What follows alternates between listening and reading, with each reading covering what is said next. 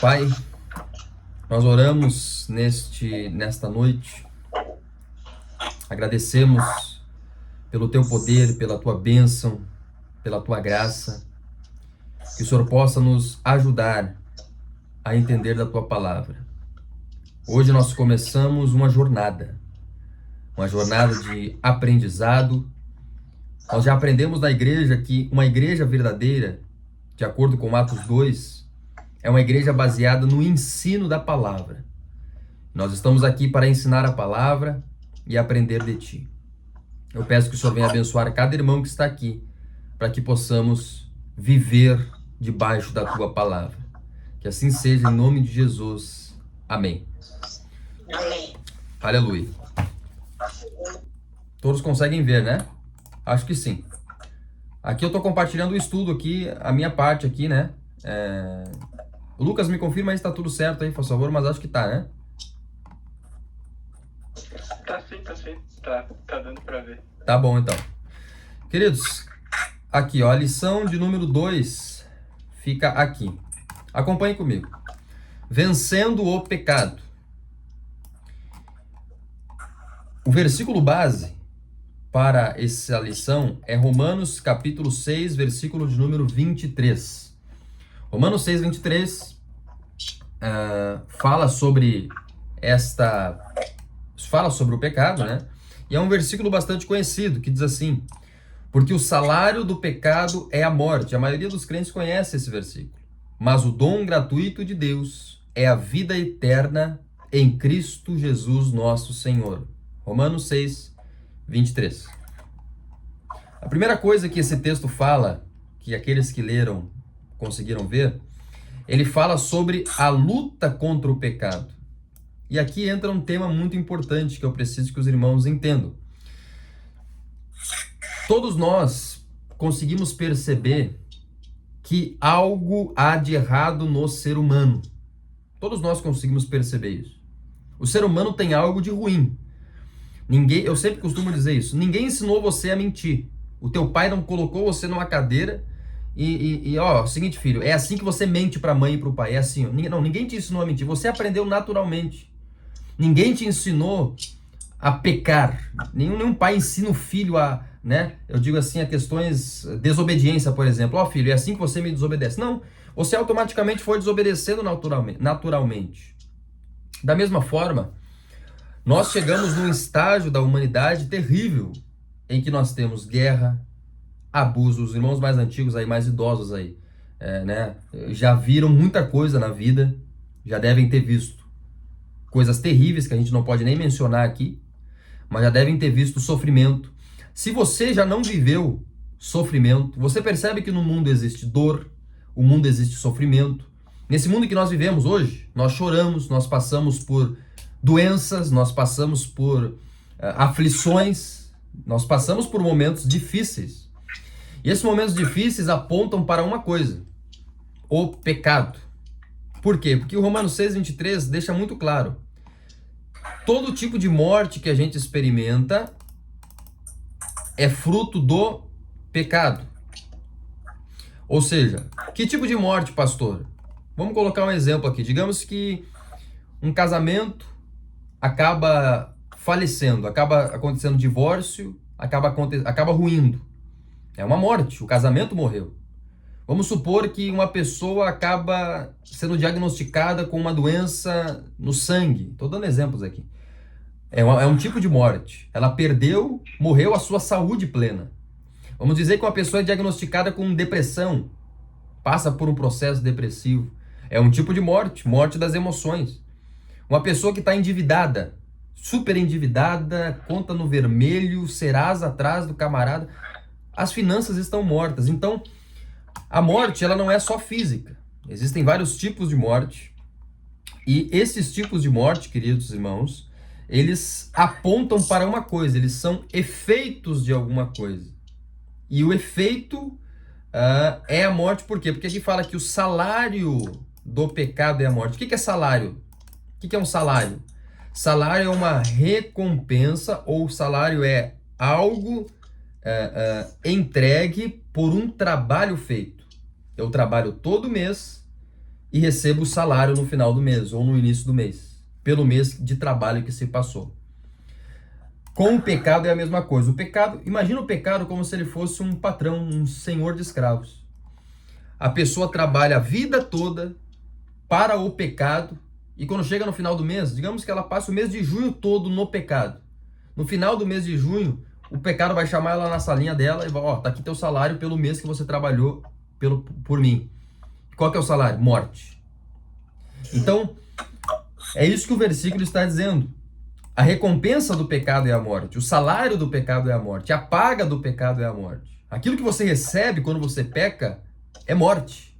Aonde você pecar na tua vida, aonde você decidir o pecado entrar, você pode ter uma certeza. Mesmo que no início ocorra a ilusão de que tudo está bem, você pode ter certeza que no final do dia, no apagar das luzes, no final da festa, a única coisa que o pecado vai deixar para cada um é a morte.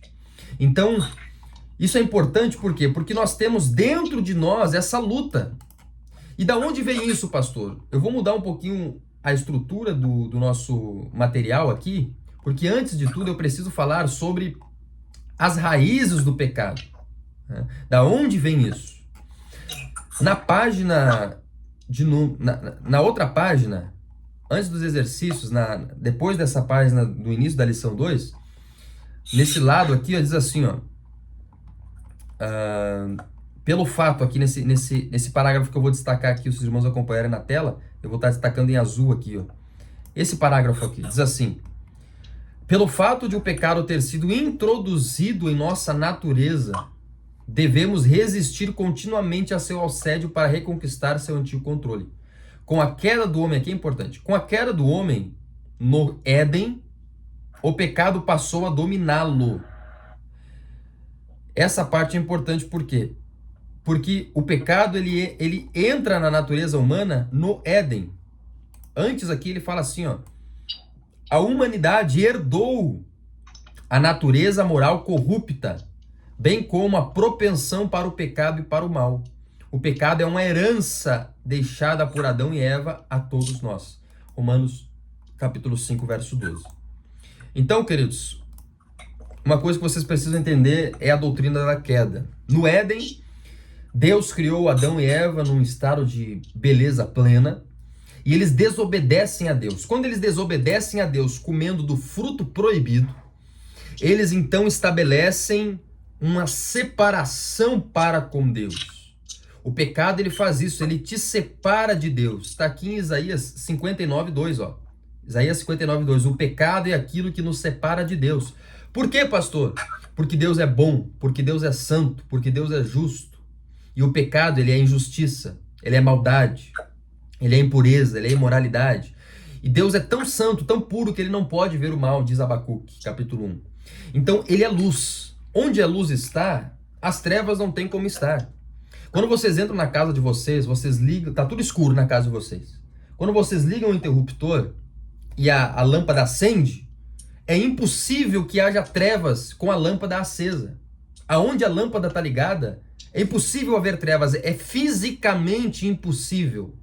Por quê? Porque onde a luz está, as trevas não podem habitar. Deus é luz e o nosso pecado é treva.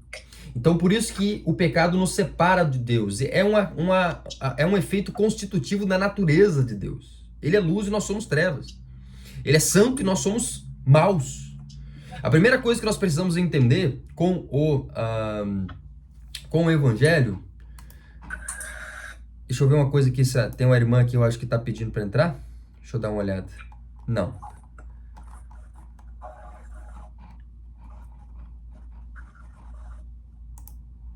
Deixa eu dar um jeito aqui. Mas amém, sigamos aqui. Queridos, então, o que eu estava falando para vocês. Existe luz e existe trevas. Quando o pecado, então, nos separa de Deus, porque nós somos trevas. E a primeira coisa do Evangelho que nós precisamos entender, tanto os mais antigos aí, quanto aqueles que estão chegando agora, a nossa irmã Roberta, os irmãos aí, mais a irmã Gladys também, né? O pessoal que está aprendendo, que está crescendo na fé. Todos nós precisamos entender uma coisa. Nós somos maus. pelo amor de Deus, tira da tua cabeça que você é uma pessoa boa. A primeira coisa que você precisa entender é isso. Nós não somos pessoas boas. Eu, pastor Billy, naturalmente, o pastor Billy que nasceu da mãe dele, pastora Giselda, não era uma pessoa boa. Ah, pastor, mas eu dou comida para todo pobre que passa aqui na frente. Mas eu nunca matei uma barata. Isso não faz de nós bons, porque nós já mentimos para alguém. Todos nós que estamos aqui já mentimos para alguém. Todos nós que estamos aqui já fomos injustos em algum momento. Todos nós já falamos alguma palavra torpe. Todos nós já cometemos, já magoamos alguém. Todos nós já cometemos algum tipo de imoralidade. Todos nós. Ou seja, já tivemos algum pensamento, né? Talvez... agora a irmã pediu aqui, ela vai conseguir entrar. Seja bem-vinda, irmã Rosane. Deus abençoe, viu? A guerra foi vencida aí. Deus abençoe.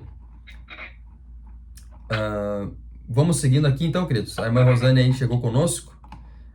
Mas vamos seguir, a gente está falando aqui, irmã, sobre a doutrina do pecado e a primeira coisa do Evangelho. O Evangelho é boa notícia. E a gente vai falar da boa notícia, não fica triste com essa doutrina. Eu estou falando, o Evangelho, ele primeiro é uma má notícia, e depois vem a boa notícia, que é a salvação, a bondade que a gente tem em Cristo. Mas antes da boa notícia, a gente tem uma má notícia. E a má notícia é essa: nós somos maus. Você precisa entender isso. Você precisa olhar para o seu coração e ser uma pessoa humilde. E aqui entra a humildade que você tem que ter para ser cristão. Para ser cristão, você tem que ser, em primeiro lugar, humilde. Não pode ser orgulhoso. Porque o orgulhoso, ele é esse cara que chega assim e diz: como eu já evangelizei, tô desde a minha adolescência evangelizando pessoas na rua, sempre diz assim: mas eu não preciso de igreja, eu sou uma pessoa muito boa, e não sei o quê, e eu faço obra de caridade, eu dou esmola pro carinha que tá cuidando flanelinha, e eu dou moeda pro cara que tá ali na sinaleira, fazendo... E a pessoa acha que isso faz dela uma pessoa boa. Sabe por que nós não somos bons? Eu vou fazer uma pergunta e eu tenho certeza que vocês vão concordar comigo. Eu tenho aqui uma garrafa de água. Digamos que seja uma garrafa de água pura, né? Muito limpa. Eu posso beber ela, tá tudo ok. É uma água pura. Eu pergunto para vocês: quantas mililitros de veneno eu posso colocar nessa garrafa? Eu preciso colocar nessa garrafa para que ela possa me contaminar, para que eu fique envenenado. Eu preciso encher essa garrafa de veneno para ela ser ruim? Não. Se eu colocar uma gotinha de veneno aqui, uma gota pequena, vocês não concordam comigo que essa garrafa já fica imprópria para beber? É ou não é verdade? Da mesma forma, eu não preciso ser inteiramente mau. Apenas uma pequena maldade que existe dentro de mim já me deixa impuro, separado de Deus. Então, a ideia aqui é que o menor milímetro de maldade que existe em nós já faz de nós pessoas ruins. E isso que faz de nós pessoas ruins é o pecado.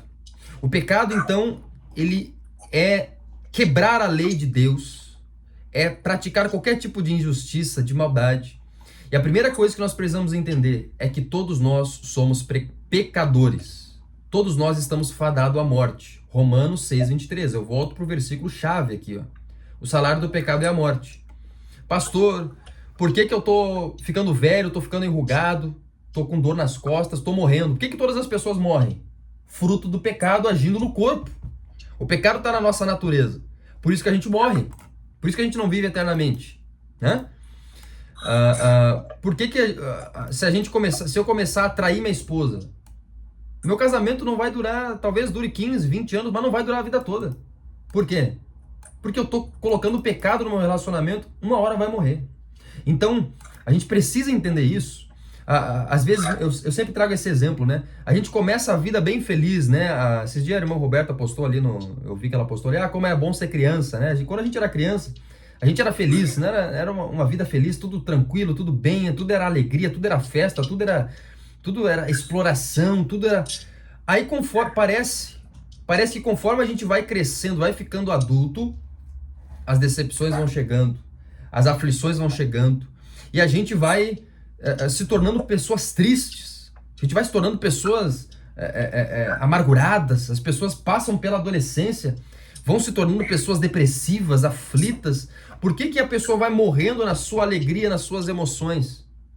Fruto do pecado. O pecado, ele causa isso. O pecado causa entristecimento. O pecado separa os melhores amigos. O pecado acaba com o melhor casamento. O pecado destrói a melhor igreja. E os crentes mais antigos que estão aqui, eu sei que vão concordar comigo. O pecado destrói a melhor igreja. O ministério mais poderoso pode ser destruído se o pecado começar a reinar naquele ministério. Destrói tudo, acaba com tudo. Fecha a igreja, as pessoas se espalham. A pior coisa que pode acontecer é o pecado reinar num lugar. O próprio Deus permite que isso aconteça. Então, o que eu estou falando para vocês é a primeira coisa. Entendam isso, queridos. O evangelho é o seguinte: o evangelho chega para você, não é confortável, não é para qualquer pessoa, não é o espiritismo, que todo mundo é bom e é só você dar comida aí pro carente que você já está no céu. Isso daí é espiritismo, isso daí é coisa fácil de ser. O evangelho não. O evangelho, ele chega para você, coloca o dedo na sua cara, o dedo no seu peito e diz o seguinte: mano, maninha, você é pecador. Você é mau. Você precisa de um Salvador. Aí a gente chega na segunda parte do versículo. A primeira parte deixa a gente triste, e é para deixar triste mesmo. A primeira parte deixa a gente meio incomodado, e é para deixar incomodado mesmo. Porque essa incomodação que vai fazer você abrir os olhos. E aí o irmão Jorge, o Lucas, quando ele entende isso, que ele está perdido, que ele é um pecador, que ele é mau, que ele precisa... Meu Deus, o que eu vou fazer? Eu sou uma pessoa má. Aí quando ele entende isso, então ele abre os olhos e ele faz a melhor afirmação que um ser humano pode fazer: eu preciso de um Salvador. Meu Deus. É aí quando um ser humano se volta para Deus e para o Salvador, Senhor Jesus Cristo. Porque um cara que é bom, ele não precisa de Jesus. Ele acha que não precisa. Agora, quem entende que é mau, que está perdido, que é um pecador, esse pode dizer: Senhor, tem misericórdia de mim. Na cruz estava Jesus e dois ladrões. Um ladrão, ele era arrogante. Ele afrontou Jesus e não foi para o céu. Mas o outro ladrão, se vocês lembrarem do relato dos evangelhos, ele percebe a sua maldade. E ele roga para Jesus: Senhor, tem misericórdia de mim, lembra-te de mim quando entrares no teu reino. Como você afronta esse homem, Jesus, que é o Salvador? Ou seja, ele percebeu a sua malignidade, terrível, arruinado homem que sou, estou desesperado, eu preciso de um Salvador. E aí que entra Romanos 6:23, porque o versículo diz que, apesar de que o salário do pecado é a morte, queridos e amados irmãos, mas, olha aqui esse mas aqui, ó. Conjunção adversativa. Mas, contudo, todavia, entretanto, o dom gratuito de Deus é a vida eterna em Cristo Jesus, nosso Senhor. Aleluia. Ou seja, agora olha que paralelo interessante, irmãos. Vocês são muito inteligentes, vocês vão perceber isso daqui. Aqui nesse versículo, eu vou até aproximar um pouquinho mais para vocês verem aqui, ó. Olha comigo aqui, que interessante isso daqui. O pecado aqui, ele está linkado com salário. Salário não é grátis. Só recebe salário quem trabalha. Você só ganha salário quando você se desgasta, você perde energia. Ou seja, o pecado, ele exige que você trabalhe para ele exige a tua energia, ele cobra alguma coisa de você, e o salário que ele te dá como recompensa pelo teu trabalho para ele é a morte. Agora, Deus não. Deus, ele dá para você um dom gratuito. Olha aqui, dom gratuito. É grátis, é de graça. É graça de Deus. Por isso que a gente fala, é graça de Deus. E o dom gratuito de Deus para vocês é a vida. Perceba o paralelo aqui entre vida e entre morte. Morte e vida. E aqui, ó, vida eterna. Eu falei para vocês, né? Por que a gente não vive eternamente? Porque nós somos pecadores. Mas quando nós aceitamos Jesus, nos convertemos e recebemos a vida de Deus, nós então temos a vida eterna. Aí nós podemos viver eternamente. Viver para sempre. Quem dos irmãos aí não quer viver eternamente? Com Cristo, conhecer a Deus. Então, o que a gente anuncia para vocês não é conto da carochinha. É vida para vocês. é vida para a família, é vida para vocês, é viver em novidade de vida, vencer o pecado, né? Então, os desdobramentos do pecado, então, o conceito de pecado é esse, é quebrar a lei de Deus. Tudo aquilo que vai contra os mandamentos de Deus, a palavra de Deus, é pecado. E aí a gente vai ajudando vocês a entenderem, né? Lógico que aqui nessa aula, daqui a pouco eu tenho que encerrar, porque essa aula aqui, o aplicativo, ele deixa só 1 hora de aula. Então, mas assim, a gente vai conversando e entendendo alguns dos pecados. Existem exemplos de pecados na Bíblia, né? Ira, embriaguez, mentira, injustiça, todo mundo já sabe, a maioria dos pecados, né? Vícios e tudo mais. A gente vai conversando porque, eu digo isso por quê? Porque tem coisas que não são pecado. E muita gente diz que é. Teve uma irmã que me perguntou esses dias, pastor, participar de CTG é pecado? Não, lógico que não, irmã. Aí a irmã, não, porque na minha outra igreja disseram que era. Não me deixaram participar porque disseram que era. Aí eu perguntei para ela, irmã, onde na Bíblia está escrito que é pecado participar de CTG? Como é que a gente pode provar isso na Bíblia? Isso não existe. Só é pecado o que a Bíblia diz que é pecado. Pastor, eu tô com dúvida se isso daqui é pecado. Realmente eu tô com dúvida. Me chama. Você tem acesso, todo mundo tem acesso a mim, todo mundo tem meu número. Conversa comigo. Eu mostro para vocês o que é, o que não é.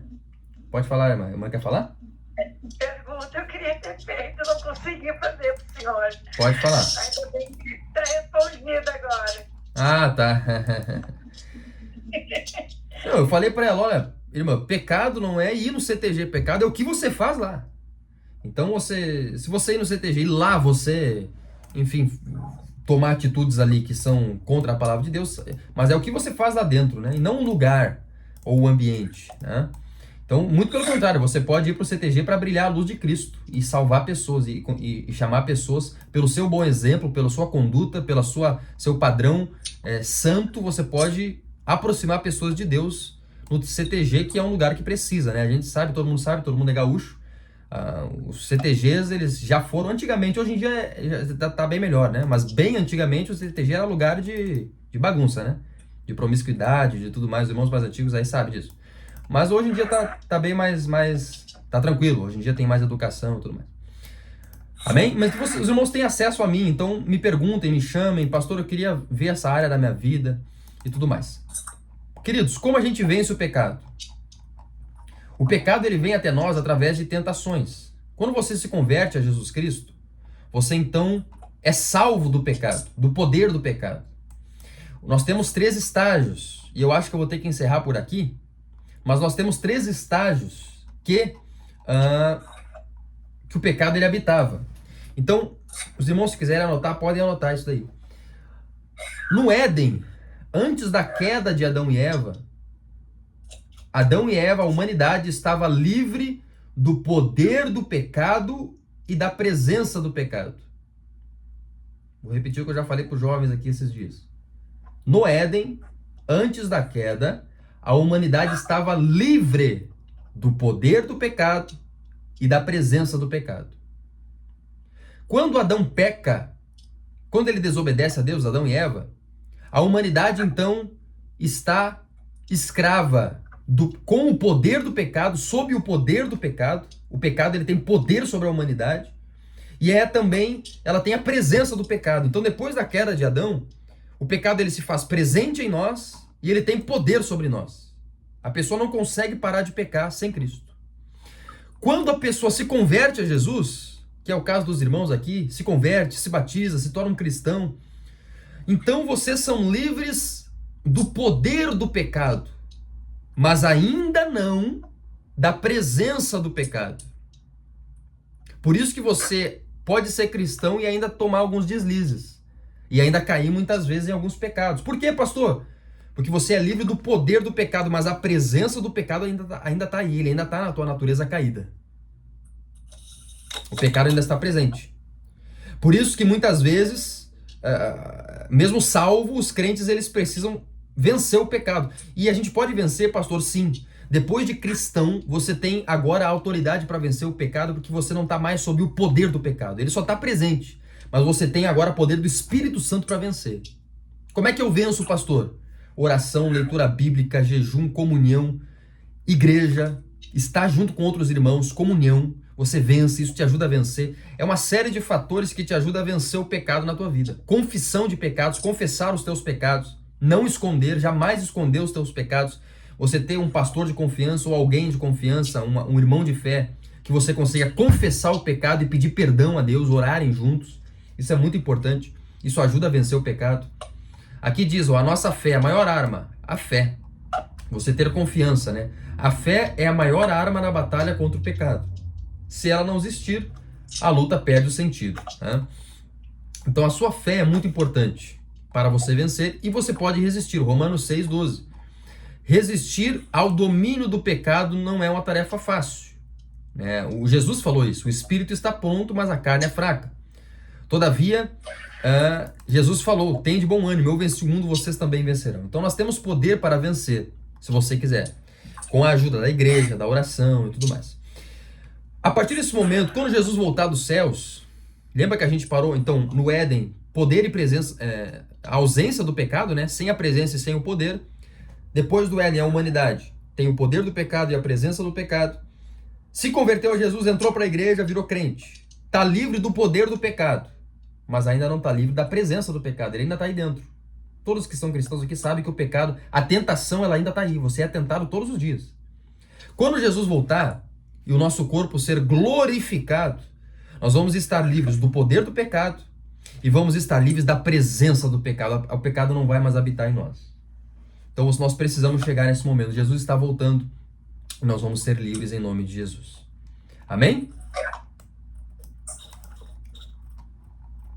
Queridos, na próxima aula, nós vamos ler a lição 1. Então nós começamos pela lição 2 para nós entendermos o que é pecado. E na próxima nós vamos ver a lição de número 1. Sua nova vida em Cristo. Ou seja, tanto para quem já é crente antigo quanto para quem está chegando agora, é importante que você entenda a sua nova vida em Jesus e aquilo que você tem acesso em Cristo para uma nova vida. Então nós vamos falar sobre oração, nós vamos falar sobre leitura bíblica, eu vou falar sobre isso com os irmãos, para vocês crescerem na oração, na leitura bíblica, né? Na comunhão com os irmãos, no evangelismo. Pastor, eu queria evangelizar, eu queria convidar pessoas, como é que eu faço para convidar, para falar de Jesus para as pessoas, para chamar pessoas para ir para a igreja, né? A gente vai conversar sobre isso também a aula que vem, nessa lição aqui, ó, de número 1. Nós vamos voltar para 1. Então começamos pela 2 e aí vamos voltar para a lição 1. Depois, nós vamos para a lição de número 3, arrependimento, né? O que é muito importante. Nós vamos conversar sobre arrependimento, o que é arrependimento e como isso é importante. Se os irmãos verem, nós vamos depois conhecer a Bíblia, conhecendo as Escrituras, né?